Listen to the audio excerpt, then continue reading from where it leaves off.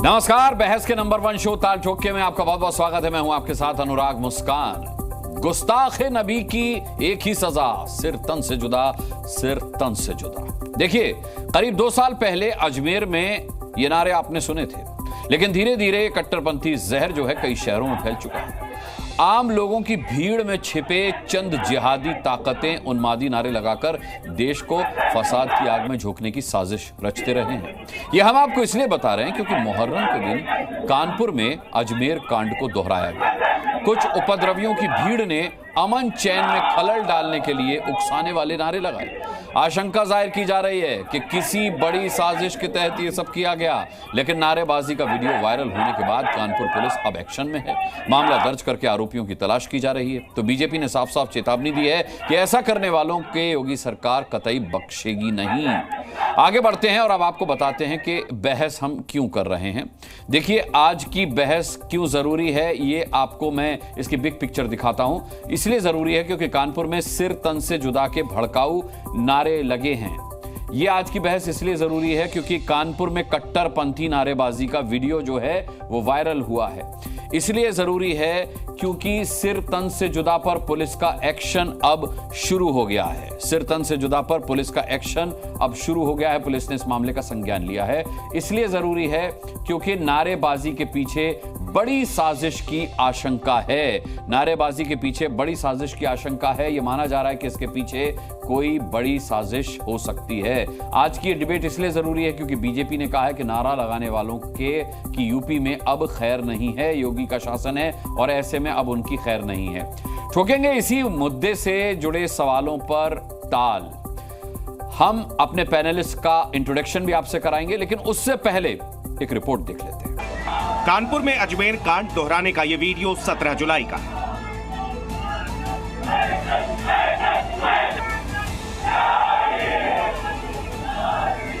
जब मुहर्रम जुलूस के दौरान उपद्रवियों की भीड़ ने एक तंग गली में कट्टरपंथी नारे लगाए।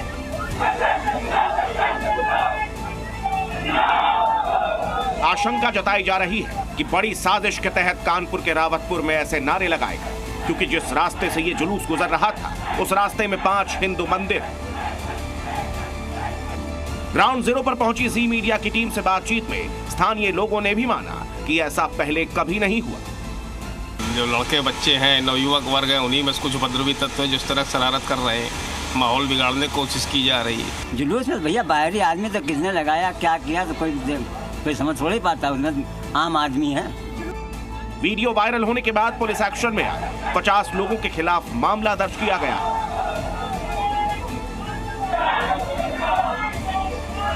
इसमें कुछ व्यक्तियों के द्वारा आपत्तिजनक नारे लगाए जा रहे थे। जो आयोजक हैं और जो 40-50 अज्ञात व्यक्ति हैं, उनके विरुद्ध अभियोग पंजीकृत किया गया है।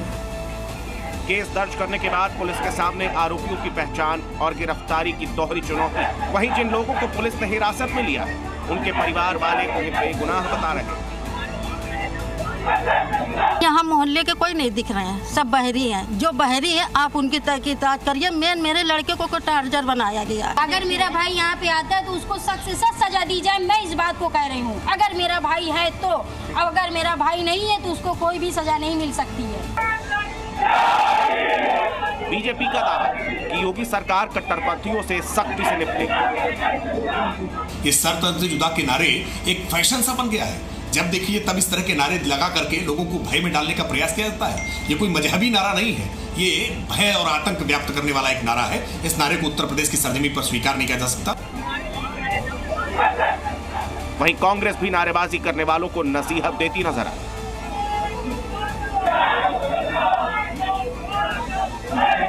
ये देश नफरत से, घृणा से, हत्या से, अपराध से नहीं चलेगा। ये देश सुख से, शांति से, संविधान से चलेगा। चलिए, अब ताल ठोके में अपनी बहस शुरू करते हैं। कौन कौन मेहमान हैं, सबसे पहले इंट्रोडक्शन करा दूं। शलभमणि त्रिपाठी हमारे साथ हैं, भारतीय जनता पार्टी के प्रवक्ता। हमारे साथ विश्व हिंदू परिषद के प्रवक्ता विनोद बंसल जुड़ेंगे। हमारे साथ संगीत रागी जुड़ेंगे राजनीतिक विश्लेषक के तौर पर। नूर अहमद अजहरी साहब इस्लामिक स्कॉलर हमारे साथ हैं। गुलाम सरवर हमारे साथ हैं, इस्लामिक स्कॉलर। अलीमुद्दीन असादी साहब हमारे साथ हैं, इस्लामिक स्कॉलर। दानिश कुरैशी हमारे साथ जुड़ेंगे MIM के नेता। सबसे पहला सवाल अलीमुद्दीन असादी साहब आप ही से ले लेता हूं, क्योंकि आप इस पैनल में सबसे वरिष्ठ हैं। क्या कहेंगे सर, मजहबी नारा तो है नहीं, ये जाहिर सी बात है कि इसकी निंदा अब कांग्रेस भी कर रही है, यानी विपक्षी पार्टियां भी कर रही हैं। ये किस तरीके के लोग हैं जो मुहर्रम के मौके पर इस तरीके के नारे लगा रहे हैं? उनका क्या मकसद हो सकता है ऐसे नारे लगाने के पीछे? ये तहकीकात का विषय है। तहकीकात हो, वहाँ के स्थानीय लोग जो 2 महिलाएं कह रही हैं और वहाँ के हिंदू भाई कह रहे हैं कि बाहरी लोग हैं, हमारे इलाके के नहीं है। हमारी परंपरा है सदियों से कि यहाँ भाईचारा बना हुआ है, कोई ऐसी बात कभी नहीं आई। लेकिन आज ये आई ये बात, तो वहाँ के एलआईओ को इसकी तहकीकात करनी चाहिए, वहाँ के एसएसपी को इस पर संज्ञान लेना चाहिए। ये कौन लोग हैं? जब मुकामी लोग कह रहे हैं, ये यहाँ के लोग नहीं हैं, बाहरी लोग हो सकते हैं। और कौन हो सकते हैं? ये तहकीकात का विषय है, ये चिंता का विषय है। लेकिन इस तरह के नारे नहीं लगने चाहिए। गुलाम सरवर साहब, बाहरी लोगों की आशंका जाहिर की जा रही है। अब मेरा सवाल आपसे यह है कि अगर मुस्लिम भाइयों के बीच में 40-50 बाहरी लोग आकर के इस तरीके का नारा लगाते हैं जो कि उन्माद फैला सकता है, जो कि माहौल को खराब कर सकता है, जिससे हिंसा हो सकती है, तो क्या बाकी मुस्लिम जो वहां के रहने वाले हैं, क्या वो इसका विरोध नहीं कर सकते? क्या उनको कोई एक्शन नहीं लेना चाहिए था? मैं बड़े ही विनम्रता से एक विनती करूंगा कि वाक्य को पूरा हो लेने देंगे, बाद में फिर जो भी जवाब देना होगा देंगे। दोबारा हमें मौका नहीं भी देंगे तो कोई बात नहीं है। बोलिए। पहली बात, हमारे गांव में एक कहावत है, बाद मुहर्रम या हुसैन।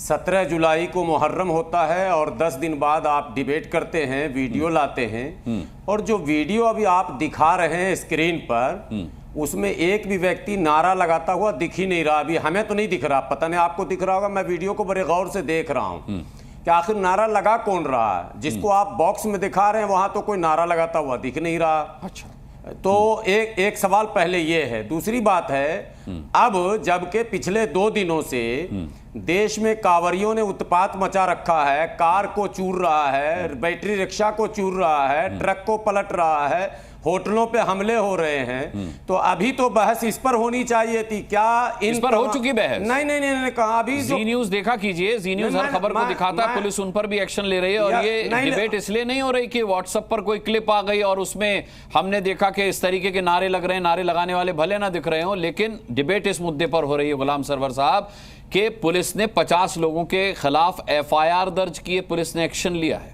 मैं वही ला रहा था आपको। आइए, जो जी न्यूज ने दिखाया मैंने वो पूरा देखा, और उसमें जी न्यूज ने कहा कि कांवरियों के खिलाफ अज्ञात नाम से मुकदमा दर्ज किया गया, जबकि वो वीडियो में मारते, तोड़ते, चूरते, पुलिस के साथ दुर्व्यवहार करते दिख रहे हैं, तो वो अज्ञात हो गए।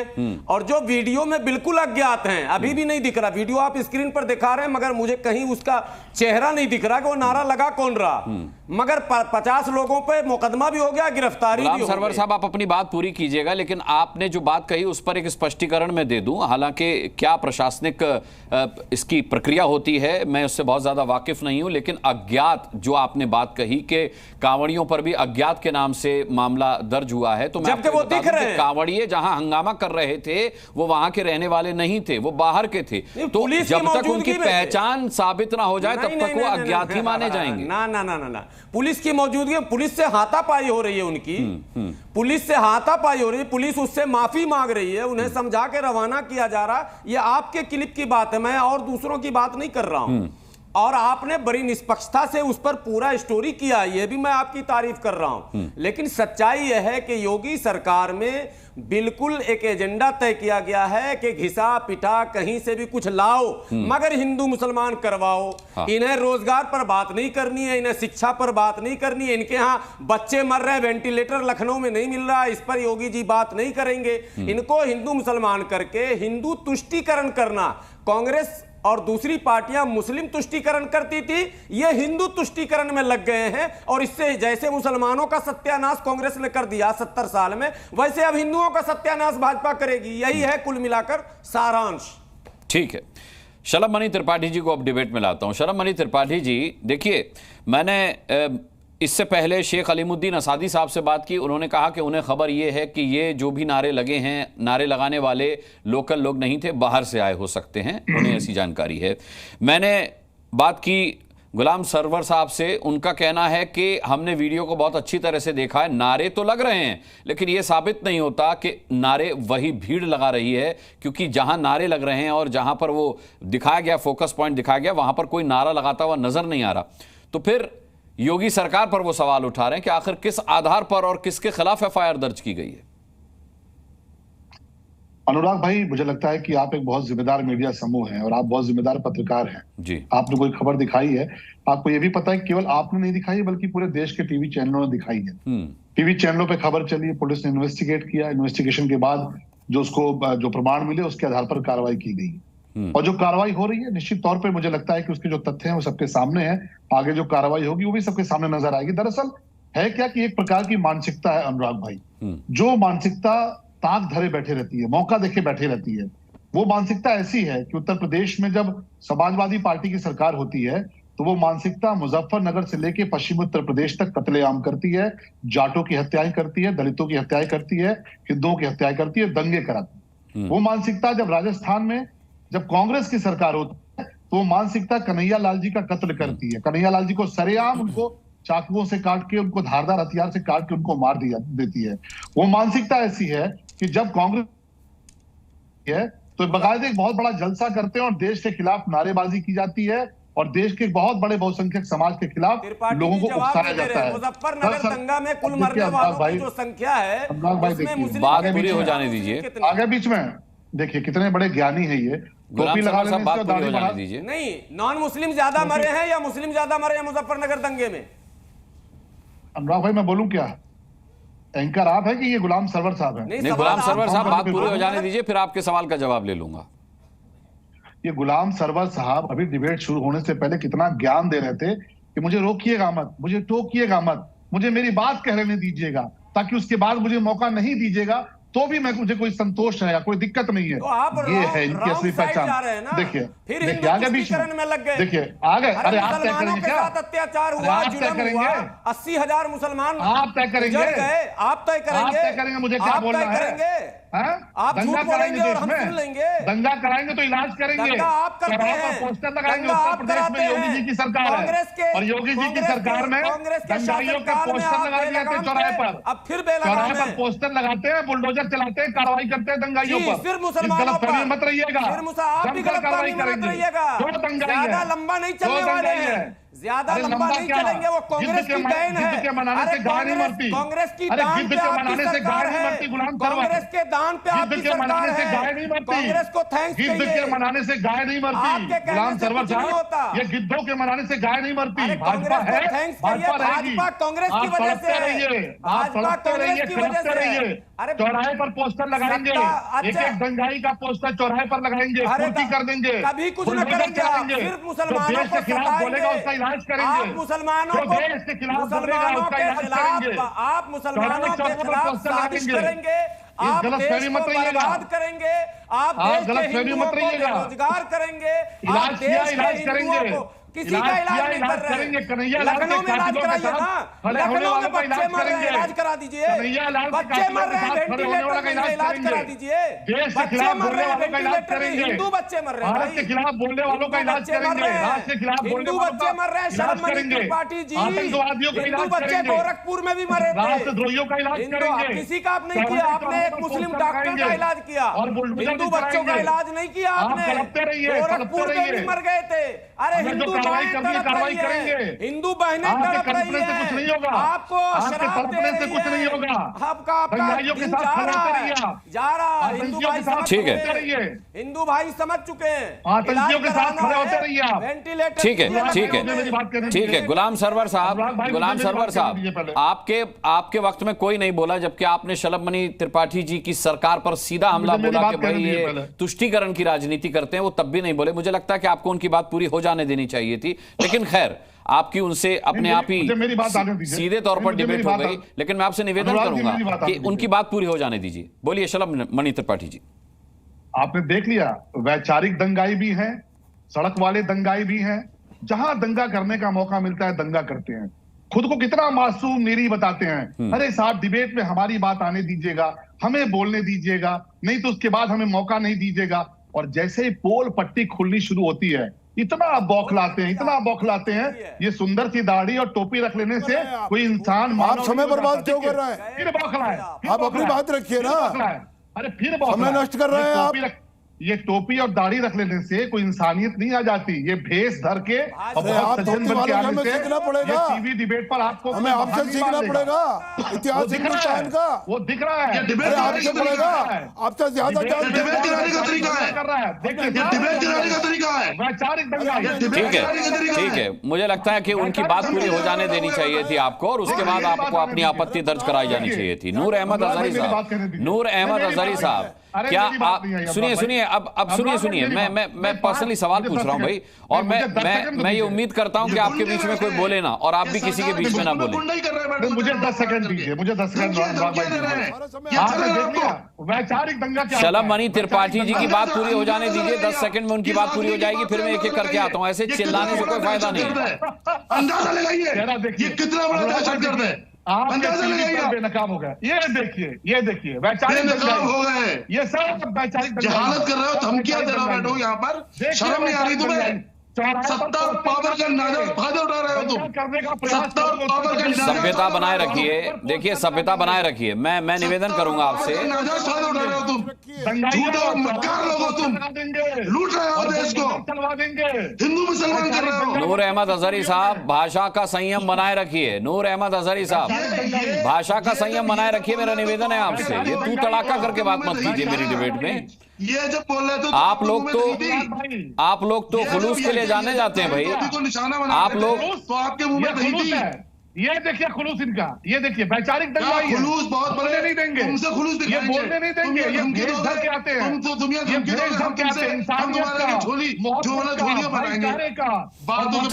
ठीक है। शलभ मणि जी, मिलाता हूं आपको। पहले अजहरी साहब को ले आते हैं डिबेट में। अजहरी साहब, आप मानते हैं कि सिर तन से जुदा के नारे अगर लगाए जाते हैं तो ये हमारे समाज और देश के हित में नहीं है? ये हिंदू मुसलमान और किसी भी धर्म, किसी भी जाति, किसी भी संप्रदाय के हित में नहीं है, बल्कि ये सिर्फ उन्माद फैलाने के लिए इस्तेमाल हो सकता है, शांति फैलाने के लिए कभी नहीं। देखिए, नारेबाजी दोनों तरफ से होती है।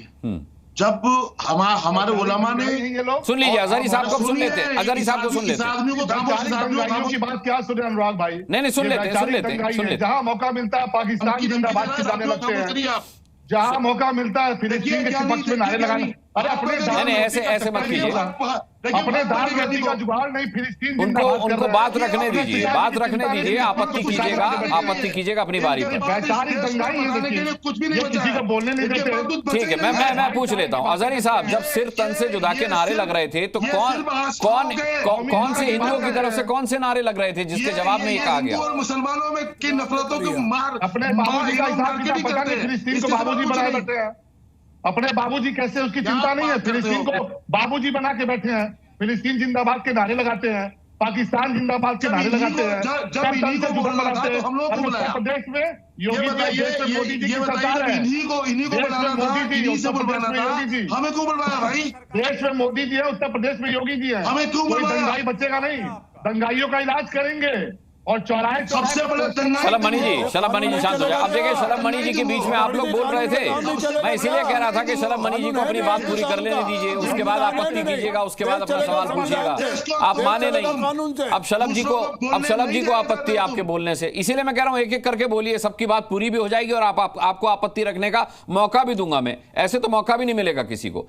अजहरी साहब, मैं आपसे पूछना चाहता हूं, आपने कहा नारे दोनों तरफ से लगते हैं। जो ये नारे, जिसका वीडियो क्लिप है, सिर तन से जुदा जो नारे लगाए जा रहे थे, ये किस नारे का प्रति उत्तर था? किसके जवाब में लगाए जा रहे थे? हिंदुओं के कौन से नारे के जवाब में लगाए जा रहे थे?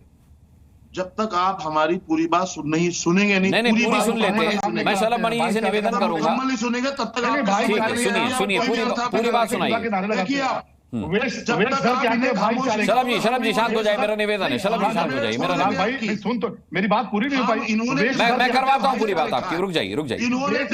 वैचारिक दंगाइयों के आगे मुझे क्यों दबा रहा है भाई? नहीं, ऐसा नहीं, मैं किसी को नहीं दबा रहा। मैं ना उन्हें दबा रहा हूँ, ना मैं आपको दबा रहा हूँ। आप इनसे कहते हैं भाई और नारा लगाते हैं। अजहरी जी जो कह रहे हैं उसके बाद आपको लाता हूं मैं। रुकिए, अजहरी साहब बोलिए, पूरी बात करिए। कितनी मीठी मीठी बातें, मुझे मेरी बात कहने दीजिएगा, मुझे मत टोकिएगा, भाईचारे का संदेश लेके आए। और जैसे मैंने बोलना शुरू किया, वैचारिक दंगाई कूद पड़े, एक साथ होके कूदे, अकेले नहीं कूदे, मॉब लिंचिंग कर दी, वैचारिक लिंचिंग कर दी। वो वैचारिक अब एक एक करके बात करिए। अब ऐसा इस डिबेट में लिंचिंग जैसा कुछ नहीं है। बोलिए अजहरी साहब, बात पूरी कीजिए संक्षिप्त में, और भी मेहमान है मेरे साथ। देखिए, जब ये एहसास हुआ इस नारे का दुरुपयोग हो रहा है, तो हमारे बुजुर्गों ने, हमारे उलमा ने, हमारे सज्जादगानों ने इस नारे पर प्रतिबंध लगाया। और जब इस नारे की वजह से पूरी कौम कटघरे में खड़ी कर दी गई, तब इस नारे पर बाकायदा जो ये लोग नारा लगा रहे हैं, ये लोग कहां से आते हैं, कैसे आते हैं, इनकी सही जांच होनी चाहिए ईमानदारी से। ये मुसलमान हिंदू की नीयत से नहीं देखना चाहिए। ये मैं गुजारिश करने आया हूं आपसे कि मुसलमान हिंदू की उससे आप देखेंगे तो इंसाफ नहीं होगा। इंसाफ नहीं होगा तो देश का इतिहास जब लिखने वाला लिखेगा तो हंसेगा आने वाले वक्त पर। इसलिए मेरी गुजारिश है कि बात वो की जाए जो है ही नहीं वजूद में, वो बातें की जा रही है तो अच्छी बात नहीं है। ठीक है। मैं अभी भाई ने कहा, भारतीय जनता पार्टी के प्रवक्ता ने, कि जाटों का कत्ल होता था, उनका होता था। मुझे बताइए, मुलायम सिंह यादव ने या अखिलेश यादव ने या राहुल गांधी ने, नेहरू ने कोई गलतियां की हैं कभी की या नहीं की? क्या आप उसकी सजा मुसलमानों को देंगे? आप एक तरफा मुसलमानों को टारगेट आप कर रहे हैं, ये ईमानदारी नहीं है, और हर लिहाज से कर रहे हैं। और पूरा देश देख रहा है। आपसे डरकर कोई व्यक्ति खामोश बैठ सकता है, आपसे डरकर कोई शख्स खामोश हो सकता है। देश का इतिहास जो लिखने वाला मोर्निक लिख रहा है, वो खामोश नहीं बैठेगा। अनुराग भाई जवाब देना चाहूंगा। ठीक है, अजहरी साहब की बात पूरी हो गई। अब मैं चाहता हूं शलभ मणि जी से उनका जवाब ले लूं। संक्षिप्त में रखिएगा जवाब, और मैं निवेदन कर रहा हूं सभी मेहमानों से कि बीच में मत बोलिएगा। आपत्ति है तो बात पूरी होने के बाद दर्ज कराइएगा। बोलिए शलभ जी। अनुराग भाई, डर की और साहस की बात वो लोग कर रहे हैं जिन लोगों ने डर और खौफ के आगे अपने पूर्वजों को तक को बदल लिया, अपने धर्म तक बदल लिए। मैं किसी धर्म की बात नहीं कर रहा हूं, वर्तमान में रहिए शलभ जी, इतिहास की बात मत कीजिए। देखिए इतिहास की बात मत कीजिए। नहीं, अभी डर की बात हुई है, आपने कहा इतिहास की बात होनी नहीं, आप बताइए। तो वो धमका रहे हैं जिन्होंने डर के बारे धर्म तक बदल लिया। हम तो अपने दलित भाइयों को भी पूजन करते हैं, उनके प्रणाम करते हैं कि कम से कम वो धर्म के साथ खड़े रहे। अब आज वो धमका रहे हैं। और कौन नहीं जानता मुजफ्फरनगर में क्या हुआ था? कौन नहीं जानता कन्हैया लाल जी का दोष क्या था? आप मुझे बताइए। कन्हैया लाल जी ओबीसी समाज से आते थे, गरीब समाज से आते थे। उनका दोष क्या था? विश्वास करते थे जिसपे सबसे ज्यादा, जिनको पानी पिलाते थे, जिनको चाय पिलाते थे, उनके परिवार से मिलिए, गला रेत दिया था। मुजफ्फरनगर में जाट भाइयों की हत्या जिन लोगों ने की, और क्यों हत्या हुई? क्योंकि अपनी बहन की आबरू बचाने का प्रयास कर रहे थे, उनके साथ इस प्रकार की घटना हुई। मध्य प्रदेश में आप देखिए, आप जाके देखिए बम विस्फोट कहां पर हुआ। मैं तो सिर्फ एक बात कहूंगा, मैं किसी धर्म की बात नहीं कर रहा हूं, सारे धर्म अच्छे हैं अनुराग भाई, लेकिन मैं अनुराग जी से पूछता हूं कि अनुराग जी, आंख बंद करके जरा एक खबर सुनिए कि कहीं दुनिया में धमाका हुआ है, आतंकी हमला हुआ है, सबसे पहले आपको कौन सा नारा आपके दिमाग में आता है? ईमानदारी से सोचिएगा। उस नारे के बारे में मुझे बताने की आवश्यकता नहीं है। आज अगर लंदन जल रहा है, आज अगर ऑस्ट्रेलिया जल रहा है, आज अगर दुनिया के तमाम मुल्क जल रहे हैं, आज अगर इजराइल से लेके दुनिया भर का फिलिस्तीन हो रहा है, मुझे किसी धर्म पर टिप्पणी करने की आवश्यकता नहीं है। ये आत्ममंथन करिए। और जो नए लोग हैं, ये प्याज खा के हिंदुस्तान के भीतर बैठे हैं। जाके दुबई देखिए, बहुत आगे बढ़ चुका है। सऊदी आगे बढ़ने जा रहा है। आप जो प्याज खा रहे हैं ना, वो प्याज आपके लिए नुकसानदेह साबित होगा। इस प्याज के चक्कर में मत पड़िए, और देश के खिलाफ गद्दारी करने का जो लोग काम करेंगे, उनके खिलाफ कार्रवाई होगी, चाहे वो किसी धर्म के हो, चाहे वो किसी पंथ के हो। ये तो हमारे साथ जितने मुस्लिम स्कॉलर है वो भी मान रहे हैं इस चीज को कि भाई जो धर्म के खिलाफ काम करेगा उसके खिलाफ कार्रवाई होनी चाहिए। वो कब बचाव कर रहे हैं किसी का? वो किसी का बचाव नहीं कर रहे शलभ जी। बचाव तो भारतीय जनता पार्टी कर रही है, धर्म देखकर।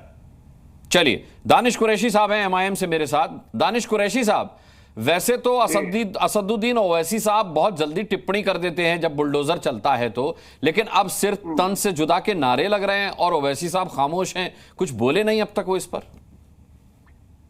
देखिए, मैं आपको बताऊं, शलभ मणि जी ने बहुत सारी बातें की और उन्होंने बात की कन्हैया लाल की। उनको कन्हैया लाल याद है। ये बात खुद मोदी जी भी अपने चुनाव के भाषण में कहते हैं। हाँ। उनको शंभुनाथ रैगर याद नहीं है कि शंभुनाथ रैगर ने किस तरह से एक ज़ईफ मुसलमान को मार डाला था और उसके बाद जलाया था उसको। और नंबर ऑफ केसेस हैं, सुनिए मैं आपको बताऊं। और इससे भी बढ़ चढ़ के मैं बताऊं कि ये तो हो गया शायद किसी व्यक्ति विशेष का सरकार में बैठी मोदी की सरकार, गृह मंत्रालय अमित शाह और उसके बाद गुजरात राज्य की सरकार, बिल्किस बानो में जो जालिम थे, जिन लोगों ने सरतन से जुदा नहीं किए थे, गर्भ में जो बच्चा था उस तक को मार देने वालों को इन्होंने रेमिशन के नाम पर फ्री करने की कोशिश की, सुप्रीम कोर्ट ने उसकी फटकार लगाई। बताइए इस पे क्या कहेंगे शलभ मणि त्रिपाठी, पूछिए तो।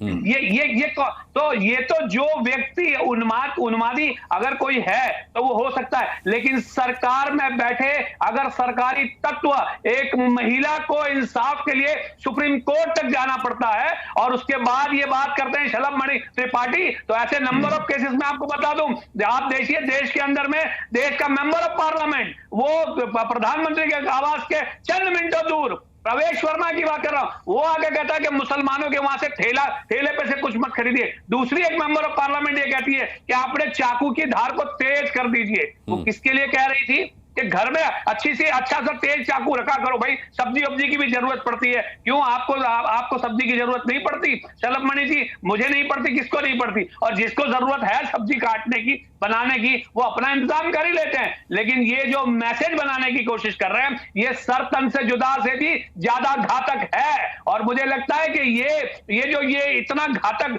जो बनाया जा रहा है, फैनेटिक पूरा माहौल बनाया जा रहा है, मुझे लग रहा है कि ये देश के लिए अच्छा नहीं है। मैं शलभ मणि जी से इसका जवाब लूंगा, लेकिन दानिश कुरैशी आपने मेरी बात का जवाब नहीं दिया कि असदुद्दीन ओवैसी साहब ने इस पर कोई टिप्पणी नहीं की अब तक। देखिए एक बात समझिए, मैं आपको एक बात बताऊं कि किसी भी भारतीय नागरिक के व्यक्ति की अगर इस तरह से निर्मम कोई भी जुल्म और ज्यादती करने की बात करता है, उसके पक्ष में ना ऑल इंडिया मजलिस इत्तेहादुल मुस्लिमीन है, हमारे बैरिस्टर सदर जनाब असदुद्दीन ओवैसी साहब भी नहीं है, ना दानिश कुरैशी और कोई भी, इवन क्या अगर यहाँ पैनल में जो लोग बैठे हैं मुसलमान, वो भी इसके पक्ष में नहीं है। अगर जो लोग कुरान पढ़ते हैं, जो जानते हैं, वो ये बताते हैं कि एक व्यक्ति की निर्मम हत्या समूची मानवता की हत्या है। अगर आप बड़े बड़े स्कॉलर बैठे हैं, आप पूछ लीजिए, अगर मेरे शब्द गलत है तो जिन लोगों के लिए कुरान ने कह दिया कि एक भी व्यक्ति की हत्या समूची मानवता की हत्या है, तो फिर आप ये बता दीजिए कि वो मुसलमान कैसे हो सकता है। शलभ मणि जी आपका जवाब। अब दानिश भाई का मैं बहुत सम्मान करता हूं, पर बस दानिश भाई से इतना ही पूछना चाहता हूं कि अगर सब कुछ इतना अच्छा सिखाते हैं हमारे ये मौलाना साहब, हमारे स्कॉलर साहब, तो ये क्या हो रहा है दुनिया में तमाम देशों में, दुनिया में तमाम जगहों पे, और दुनिया छोड़िए कश्मीर में क्या हुआ, किस प्रकार से वहां पर एक पूरी की पूरी कम्युनिटी निकली, किस प्रकार से कहा कि औरतों को यहाँ छोड़ दो और यहाँ से निकल जाओ, कत्लेआम हुआ। दानिश भाई कब तक छुपाएंगे ये तमाम जो दंगे हुए, जो पार्टीशन के नाम पे दंगे हुए, जिसमें आपकी पार्टी का भी नाम आया, आपकी पार्टी का तब उदय ही बताते उसी से घटना से हुआ कि जिसमें पार्टीशन नहीं हो रहा था, जब विभाजन नहीं हो रहा था, उसके लिए जिस प्रकार से दंगे हुए, दलितों की हत्याएं की, और तो और हमारे जो मंडल साहब लेकर गए थे कुछ दलितों को यहाँ से पाकिस्तान, और जाके पाकिस्तान का संविधान बनाया, वहां पर जो दलित भाई गए थे उनके साथ क्या हुआ, कितने बच्चे कितने कन्वर्ट हुए, माताओं बहनों के साथ कितना बलात्कार हुआ। ये बहुत बड़ा विषय, इस पे बात करने की आवश्यकता नहीं है, सबको सब पता है। हम कितना भी झूठ बोल रहे हैं दानिश भाई, हम कितना भी बोल दानिश भाई कितना भी हम बोल रहे, दुनिया को पता है कि आतंक का धर्म दुनिया में क्या है, मुझे बताने की आवश्यकता नहीं है। दुनिया आतंक का धर्म समझ चुकी है, चाहे वो अमेरिका हो चाहे लंदन हो। अमेरिका का चुनाव अगर हो रहा है, किस पैटर्न पे हो रहा है वो भी आप देख रहे हैं। अभी हमारे एक साथी ने कहा गुजरात की, आप ही ने संभवतः कहा गुजरात की बात, जरा मुझे बताइए ना, राम भक्तों की एक ट्रेन चली आ रही है, जय श्री राम जय सिया राम के नारे लगाते हुए चुपचाप ट्रेन में बैठे भजन करते चले आ रहे हैं, उनकी ट्रेन को जिंदा जला दिया। माताओं बहनों के साथ क्या क्या किया, उस घटना पर तकलीफ नहीं होती है क्या? और उसके बाद तो आपकी सरकार थी, आपकी सरकार, इसलिए कह रहा हूं कि आप सपोर्ट करते हैं यूपीए सरकार को। हमने देखा मनमोहन सिंह के लिए भाषण करते हुए, आपकी सरकार ने मोदी जी को तो 18 घंटे आपने ट्रायल किया, 18 घंटे उनसे पूछताछ की, सीबीआई बुलाया, एक भी कोई प्रमाण मिला क्या? आपकी सरकार ने बाइज्जत बरी किया, न मोदी जी का नाम निकला ना अमित शाह निकला, कि आप ही के चरमपंथियों ने इस पूरी घटना को झूठा स्वरूप देने के लिए ये दंगे कराए। गोधरा के दंगे में चरमपंथी शामिल थे, वही चरमपंथी जो चाहते थे कि राम हिंदुओं का है, भाजपा का नाम आए, आखिर में नाम उनके भी निकले। इसलिए झूठा नैरेटिव गढ़ने का प्रयास मत करिए। देश और दुनिया को पता है कि आतंक का धर्म क्या है, मुझे बताने की आवश्यकता नहीं है। आतंक का धर्म पूरी दुनिया को पता चल चुका है दानिश भाई, मुझे पता है, आपको भी अफसोस होता होगा कभी कभी, आप पढ़े लिखे व्यक्ति हैं, कभी कभी आपको भी लगता होगा कि ये चरमपंथ ठीक नहीं है, कन्हैया लाल का कत्ल ठीक नहीं है, अपनी बहनों की आबरू बचाते हुए मुजफ्फरनगर में 2 जाट भाइयों की हत्या ठीक नहीं है। पर मुझे पता है कि आपको भी राजनीति करनी है, आपको भी अपनी कम्युनिटी को एड्रेस करना है, और आपके जो नेता है वो क्योंकि चरमपंथ की राजनीति करते हैं, कहते हैं 25 मिनट के लिए सेना हटा दो, पुलिस हटा दो, फिर देखो हम क्या करते हैं, तो आप उनकी लाइन से अलग नहीं हो सकते। पर आपको भी पता है सच्चाई क्या है। ठीक है, ठीक है, दानिश कुरैशी साहब आपका जवाब, उसके बाद मेरे साथ विनोद बंसल भी हैं और संगीत रागी जी भी हैं, मैं उनका रुख करूंगा। देखिए, मैं तो एक ही बात पूछूंगा अनुराग जी कि सबसे पहले इस देश के अंदर में एक धर्म विशेष को टारगेट बनाकर अपनी राजनीति चमकाने वाली भारतीय जनता पार्टी, मैं व्यक्तिगत तौर पे शलभ भाई से वो नहीं करता हूं, शायद वो उस वक्त पार्टी में होंगे नहीं होंगे वो ये तो मुझे नहीं पता, लेकिन आपको याद होगा कि 1990 के दशक में बाकायदा एक मस्जिद ढहाने का मूवमेंट, दूसरे सारे संगठन थे उसमें, शायद धार्मिक संगठन भी होंगे, लेकिन भारतीय जनता पार्टी बढ़ चढ़ के उसमें, भारतीय जनता पार्टी राजनीतिक पार्टी हिस्सा ले रही थी और उसके बाद उन्होंने वो मस्जिद को ढा दिया और उसके बदले अब भारतीय जनता पार्टी के प्रवक्ता यहां बैठ के सूफियानी बातें कह रहे हैं कि हम देश में एकता चाहते हैं, ये चाहते हैं, ये है इनका दोहरा चरित्र। रह गई बात, शलभ भाई ने गोधरा कांड के ऊपर बहुत सारी बातें की, मैं खुद गुजरात में रहता हूं और चप्पे चप्पे से वाकिफ हूं। अगर इनसे अभी सवाल पूछ लूंगा कि गोधरा में जिन लोगों को मारा गया था उनके परिजनों को, परिवार को डेड बॉडी देने के बजाय कलेक्टर ने दूसरे संगठनों को क्यों दे दी और किस कानून के तहत दे दी, तो जवाब नहीं बनेगा और मोदी सरकार के पास इसका कोई जवाब नहीं है। रह गई बात जिन लोगों ने मिली भगत की, भारतीय जनता पार्टी और कांग्रेस दोनों की बात कर रहा हूं, गुजरात में दोनों मिले हुए थे और आज भी 30 साल से जो शासन चल रहा है वो ड्यू टू कांग्रेस और बीजेपी दोनों की मिली-जुली सरकार है। लेकिन वाकई में अगर इसका जवाब इनके पास है तो ना ये कोर्ट में दे पाए ना बाहर कहीं दे पाए, लेकिन पॉलिटिक्स का इनका मिला अंडरस्टैंडिंग था, उसके चलते किसी को कोई मामला नहीं हुआ। हमने ये भी देखा इससे 1992 के दंगे में, 1992 के दंगे में भी वो सुप्रीम कोर्ट ने ये कहा कि भाई जो कुछ हुआ वो गलत हुआ, लेकिन गलत हुआ तो उनके खिलाफ कोई कार्रवाई भी नहीं। तो ये लोग जो सत्ता में हैं ये कानून का मजाक बना रहे हैं और ये कह रहे हैं कि हाँ हमें क्लीन चिट मिल गया। अरे कहां से क्लीन चिट मिल गया? ठीक है। गौहर चिश्ती खादिम साहब हमारे साथ जुड़ गए हैं। गौहर चिश्ती खादिम को हमने अजमेर शरीफ दरगाह में जब इस तरीके की नारेबाजी हुई थी तब आप चर्चा में आए थे। मैं गौहर चिश्ती खादिम साहब आपसे जानना चाहूंगा, क्योंकि जब भी इस तरीके के नारे लगते हैं तब ये कहा जाता है कि भाई मुस्लिम समुदाय की तरफ से नहीं लगाए जाते बल्कि बाहर से आते हैं ऐसे लोग नारे लगाने के लिए, और ये सब किया धरा उन्हीं राज्यों में होता है जहां भारतीय जनता पार्टी की सरकार है। देखिए, सबसे पहले तो मैं आपको ये बताना चाहूंगा कि इस निजाम गेट पर जो 17 जून को नारे लगे वो नारे लगे ही नहीं है, उसको झूठा एडिट किया गया है। अच्छा। आप उस प्रोटेस्ट को देखें, वहां पर मौन जुलूस की स्वीकृति थी, उस मौन जुलूस की स्वीकृति में हम भी शामिल हुए थे और वहां पर बाकायदा पुलिस प्रशासन, एसपी, डिप्टी सभी लोग मौजूद थे जितने अधिकारी हैं, और जो अनुसंधान अधिकारी रहे उन्होंने अपनी एफआईआर में जो भी मनगढ़ंत कहानी मेरे खिलाफ रची थी वो आप सबके सामने है, कोर्ट का फैसला।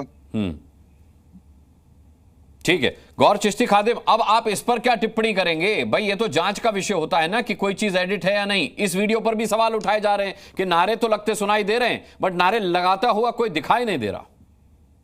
नहीं, असल में क्या है, आप मीडिया कर्मी हैं, मुझसे ज्यादा बेहतर आप जानते हैं कि आज के इस सोशल मीडिया के जमाने में कोई भी किसी को एडिट कर सकता है। मैं क्या हूँ, माननीय प्रधानमंत्री जी, अभी आपने लोकसभा चुनाव में सुना ही होगा, उनके ही नाम से फेक वीडियो बनाए गए, राहुल गांधी जी के नाम से फेक वीडियो बनाए गए, अमित शाह जी के नाम से। कन्हैया लाल वाला वीडियो फेक नहीं था ना खादिम साहब? वहां जो नारे लगे थे वो तो एडिटेड नहीं थे ना। लेकिन कन्हैया लाल के वीडियो से मेरा कोई लेना देना नहीं है ना। नहीं, मैं आपकी बात ही नहीं कर रहा, मैं तो ऐसे नारे लगाने वालों की बात कर रहा हूं। भाई कानपुर में जो नारे लगे उसे खारिज कर दिया यहां बैठे मुस्लिम स्कॉलर्स ने, जो आप पर इल्जाम था उसे आपने ये कह के खारिज कर दिया कि भाई वो तो वीडियो एडिटेड था। लेकिन मैं आपको बता रहा हूं कि कन्हैया लाल वाला वीडियो तो एडिटेड नहीं था ना। मैं आपसे कहना चाहूंगा इसके ऊपर, चाहे वो कन्हैया लाल का हो या अनुराग ठाकुर जी का हो या दिल्ली के जंतर मंतर पे जो नारे लगे, अगर जो भी नारे अगर इस किस्म के लगे हैं जो हमारी देश की एकता और अखंडता को तोड़ते हैं तो वाकई निंदनीय है और हम उसके खिलाफ है।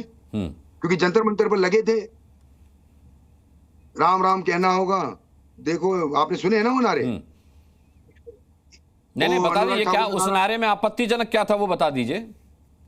भाई अनुराग ठाकुर का आपने नाना शायद सुना नहीं, हमारे मंत्री जी जो हैं वो कहते हैं देश के गद्दारों को।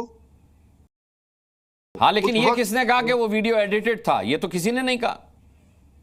लेकिन उसके बावजूद कोर्ट की तरफ से कोई प्रशासन की तरफ से कोई कार्रवाई नहीं हुई। तो देश के गद्दारों को बुरा लगना चाहिए, इसमें मुस्लिम्स को क्यों बुरा लगेगा? गौहर चिश्ती खादिम साहब, देश के गद्दारों को और गोली मारो, मैं वो गाली नहीं लूंगा, आपने बोल दी, मैं नहीं बोलूंगा नेशनल टीवी चैनल पर। मैं आपसे सिर्फ ये पूछना चाहता हूं कि देश के गद्दारों को गोली मारने की बात थी, क्या आप नहीं चाहते कि देश के गद्दारों को गोली मारी जाए? हमारे नहीं, सुनिए, सरहद पर हमारी सेना देश के गद्दारों को गोली मार रही, क्या आप उससे इत्तेफाक नहीं रखते? मारना चाहिए, हमें मौका मिले, हमें फिर क्या गलत था उसमें ना? लेकिन उन्होंने एनआरसी के टाइम पर जो नारे लगाए और स्टूडेंट के ऊपर गोली चली, तो क्या वो स्टूडेंट देश के गद्दार थे? भाई ये ऐसा उन्होंने कब कहा कि स्टूडेंट्स के लिए उन्होंने बोला? वो स्टूडेंट देश के गद्दार थे, वो देश का भविष्य थे, उनके ऊपर गोली चलाई गई, तो क्या वो देश के गद्दार थे? आप अपने हिसाब से बयान को ट्विस्ट कर रहे हैं, जबकि जिस बयान की मैं बात कर रहा हूं उसमें ट्विस्ट करने का कोई गुंजाइश, कोई गैप नहीं है। गौहर चिश्ती खादिम साहब, बहुत बहुत धन्यवाद, आपने हमसे बात की। मैं यहाँ विनोद बंसल जी को अब डिबेट में लाना चाहूंगा। विनोद बंसल जी, अच्छा विनोद बंसल से हमारा कुछ संपर्क नहीं है इस समय।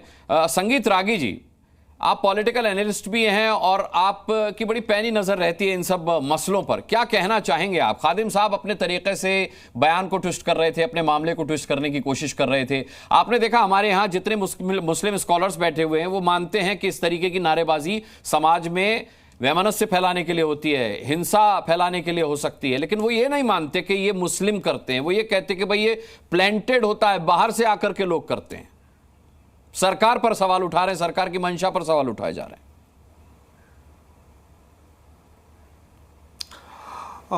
अनुराग जी, मैं करीब 30 मिनट से आपको सुन रहा हूं, तो थोड़ा सा धैर्य रखिएगा। पहली बात तो जो ये बात लोग कहते हैं कि ये समाज नहीं करता है, कुछ लोग करते हैं, मुझे थोड़ा सा ये हजम नहीं होता है, क्योंकि दुनिया में जहाँ जहाँ भी आतंकवाद है, जहाँ जहाँ भी आतंकवाद है, एक धर्म विशेष के मानने वाले लोग उसमें शामिल हैं।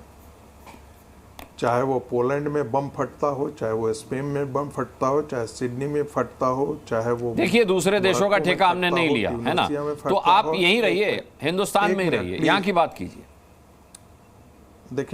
देखिए आप मुझे ये सलाह मत दीजिए, मेरी बातों पर आपत्ति है तो मैं हट जाता हूँ। नहीं बिल्कुल नहीं, बिल्कुल नहीं कह रहा हूँ, सम्मानजनक तरीके से मैं आपको आपसे बात कर रहा हूँ, मैं नहीं चाहता आप हटें। बहुत देर के बाद आपकी बारी आई है सर। देखिए मैंने इसलिए कहा क्योंकि जब वहाँ कहा जाता है ना कि सारे धर्म एक समान हैं, सभी में ऐसे हैं, मैं मानता हूँ हिंदुओं में भी ऐसा हो सकता है, लेकिन अपवाद को नियम और नियम को अपवाद के रूप में परोसने की ये कला जो है नहीं होनी चाहिए।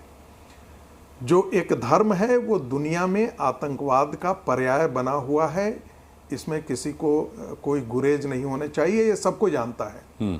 और इतना ही शांति का धर्म होता तो अफगानिस्तान में क्या हो रहा है हमको सब पता है, ईरान में क्या हो रहा है, इराक में क्या हो रहा है, फिलिस्तीन में क्या हो रहा है, पाकिस्तान में सियाओं की मस्जिदें कैसे रोज तोड़ी जाती हैं और कैसे मारे जाते हैं, ये बताने की जरूरत नहीं है। दुनिया का 4-5 कंट्री को छोड़ करके अपवाद छोड़ दें तो हर जगह इस विभत्स काम में एक ही धर्म के मानने वाले लोग हैं। और भारत में भी जितने भी संवेदनशील थानाएं हैं, जितने भी, फिर मैं दोहरा रहा हूं, जितने भी संवेदनशील थाना कॉम्युनल तौर पर इस भारत में है, वह भी वही जगह है जहां पर एक धर्म विशेष के मानने वाले लोग हैं, रहते हैं, क्योंकि वो कभी भी सह अस्तित्व के सिद्धांत का पालन उनकी थियोलॉजी नहीं करती है, उनकी धार्मिकता नहीं कहती है कि वो सह अस्तित्व के सिद्धांत को माने। वो पूरी दुनिया को अपने ही जैसा बनाना चाहते हैं, और जहां उनकी मेजॉरिटी है अपने जैसा बना हुआ, न वहां शांति है, और जहां वो दूसरे देश में जाते हैं उस देश को भी वो अशांति ही पैदा करते हैं। ब्रिटेन के अंदर वैसे ही आज है, फ्रांस के अंदर वो अल्जीरिया, मोरक्को, ट्यूनीसिया से गए थे, फ्रांस को उन्होंने नरक बना दिया है जहां वो रहते हैं। ब्रिटेन में जहां वो रहते हैं वहां उसको नरक बना दिया है। मेलबोर्न में जहां उनकी संख्या है वहां उसको नरक बना दिया है और इस देश को तो नरक बना ही दिया है। जहां जहां उनकी मेजोरिटी है वो हिस्सा असंवेदनशील बना है। इस देश का विभाजन हुआ था 1947 में। जिन मुसलमानों की आप बात कर रहे हैं जिन्होंने इस देश को नरक बनाया वो पाकिस्तान से आते हैं, वो पाकिस्तान से आते हैं, वो इस देश के मुसलमान नहीं हैं। तो किसने बनाया? देखिए रागनी क्या बात कर रहे हैं आप? भड़काओ भाषण करते हैं, भड़काओ बातें करते हैं। एक मिनट लाता हूं, सादी साहब आपको लाता हूं। क्या कर रहे हैं आप? रुकिए मैं आता हूं आपके पास। नहीं चलेगा ये अनुराग जी, ये नहीं मैं लाता हूं आपको, लाता हूं। रुकिए उनकी बात पूरी हो जाने दीजिए। संगीत रागी जी की बात पूरी हो जाने दीजिए। पूरी मुस्लिम कम्युनिटी को कटहरे में खड़ा कर रहा है रागनी जी। मैं लाता हूं आपको। अरे सर मैं लाता हूं। मैंने अच्छा नहीं लगता। मैंने उनसे बात कही है, मैंने आप ही की बात उनसे कही है, आपको भी लाता हूं डिबेट में। जरा उनकी बात पूरी हो जाने दीजिए। संगीत रागी बात करें, विशेष पे करें जो चर्चा है। 1947 में क्यों भाग रहे हैं? 1947 में इस देश का विभाजन हुआ और हिंदू मुसलमान के नाम पर ही हुआ था। मुसलमानों ने मुस्लिम लीग के पक्ष में ही काम किया था, उन्हीं के साथ थे। देश विभाजन में वो बराबर के हकदार थे। किसने कह दिया? 14 करोड़ मुसलमान हिंदुस्तान में रहा, मुसलमान थे, हिंदुस्तान ही था। गांधी जी को अपना नेता माना। दूसरी बात आप समझते नहीं है, जो गांधी जी को अपना नेता माना, हिंदुस्तान को बनाया हमने। आप बात करते हो संजय रागनी जी, आप क्या पढ़ाते हो यूनिवर्सिटी में? अनुराग जी यदि आप बात करने देंगे तो। अरे आप बात क्या करने देंगे? आप विषय से क्यों भाग रहे हैं? आप चर्चा का जो विषय उस पर चला जाऊंगा। नहीं आप भटकाने की कोशिश।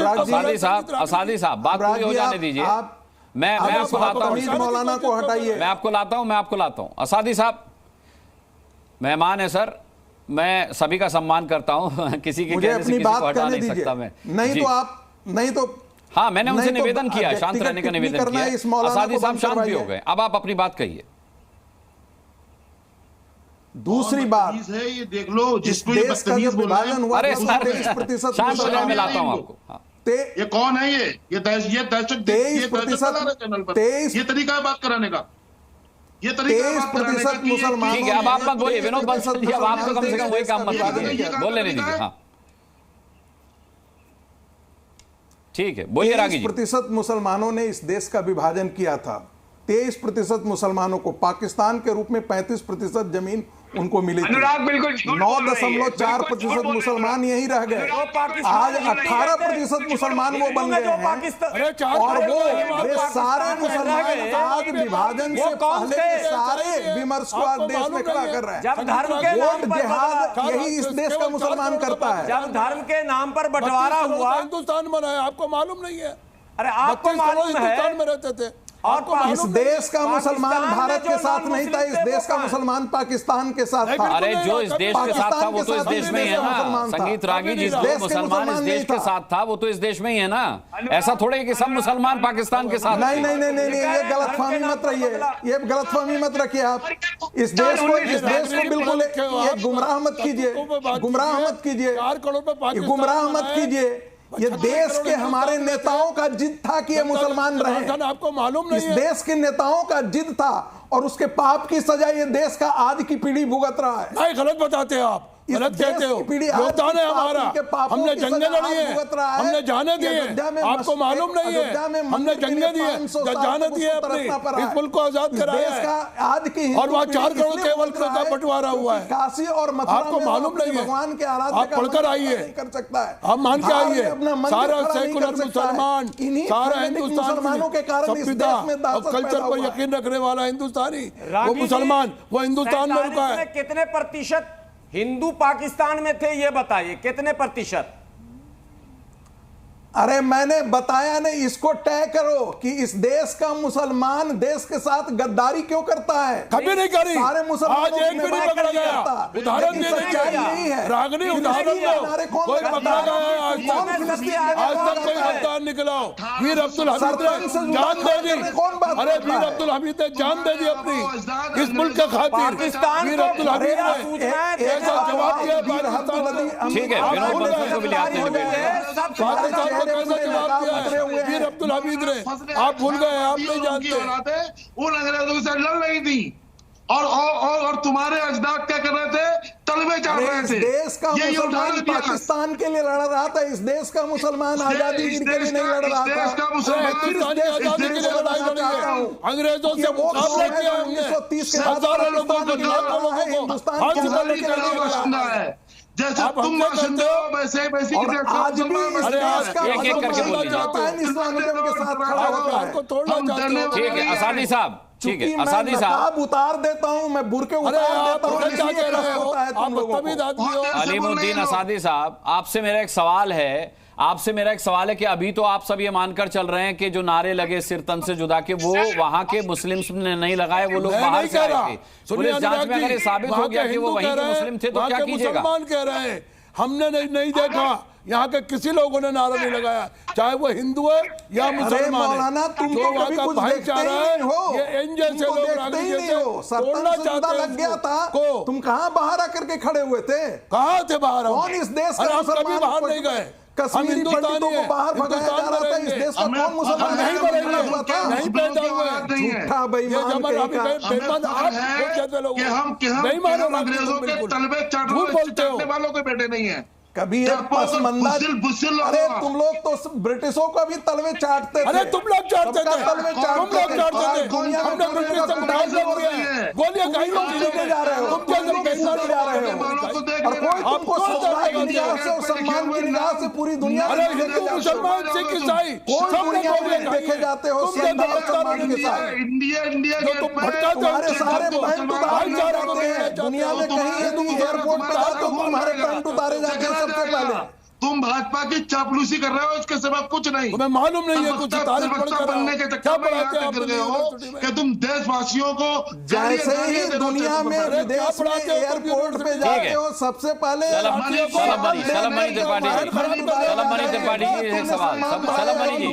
जब योगी के राज में हिंदू मुस्लिम दंगा हुआ नहीं है अब तक के इतिहास में, जब से उनका शासन आया है, तो फिर किसकी हिमाकत हो जाती है उनकी व्यवस्था में, उनकी प्रशासनिक व्यवस्था में कि 40-50 लोग आकर नारा लगा देते हैं सिर तन से जुदा का? शलभ मनी भाई, हम लोग अनुराग भाई लोग वर्चुअली जुड़े हैं, बड़ी शांति से मैं सबकी बातें सुन रहा हूं। शांत कराइएगा तो हम लोग बात कर पाएंगे। स्टूडियो में होते तो अलग बात होती है, ये स्टूडियो वालों को आप चिल्लाने का मौका दे रहे हैं। हम लोग वर्चुअल बैठे, हमारी बात कोई भी शख्स ये बात बोलिए आप बोलिए, मेरे पास समय की कमी है, सब ऐसे बोलेंगे तो किसी एक की बात क्लियर नहीं जाएगी। बोलिए शलभ मनी जी, बोलिए। देखिए, योगी जी की सरकार है प्रदेश में और देश में मोदी जी की सरकार है। सरकार होती है। देखिए, अब बार आप बोलिए सर, आप बोलिए, आपकी बात जा रही है। नहीं, ऐसे बात नहीं हो पाएगी ना अनुराग भाई। देश में मोदी जी की सरकार है, उत्तर प्रदेश में योगी जी की सरकार है, तभी ये मानकर चलिए कि देश में मुंबई हमला जैसा कोई हमला नहीं हुआ, अक्षरधाम पे हमला नहीं हुआ, राम मंदिर पर हमला नहीं हुआ, दशाश्वमेध घाट बनारस पे हमला नहीं हुआ। नहीं तो ये तो जो चरमपंथी ताकतें हैं वो बैठे मौका देखती रहती हैं कि भाजपा की सरकार जहां पर ना हो वहां किसी कन्हैया लाल का कत्ल करे। कोई भी ऐसा नारा जो समाज में हिंसा फैला सकता हो, वैमनस्य फैला सकता हो, हम उससे इत्तेफाक नहीं रखते, चाहे वो किसी भी धर्म का कोई भी नारा हो। एक ही नारा काम करेगा और वो है हिंदू मुस्लिम भाई भाई। इसी उम्मीद के साथ मैं सभी पैनलिस्ट का बहुत बहुत धन्यवाद करना चाहता हूं आज की डिबेट में जुड़ने के लिए। समय खत्म हुआ, वरना इस डिबेट को और आगे बढ़ाते, लेकिन कल शाम 5 बजे फिर एक सवाल लेकर ठोकेंगे ताल। जरूर जुड़िएगा ताल ठोके में कल शाम 5 बजे। तब तक के लिए इजाजत दीजिए, नमस्कार। जी न्यूज़।